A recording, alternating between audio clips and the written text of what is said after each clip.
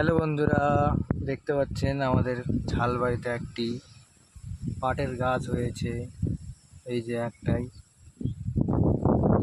কিভাবে যে হলো আমরা জানলাম ঝাল, কিন্তু হয়ে গেল পাটের গাছ। এই দেখতে পাচ্ছেন হচ্ছে একটাই গাছ, একটাই গাছ হচ্ছে। এদিকে আছে পাটের গাছ,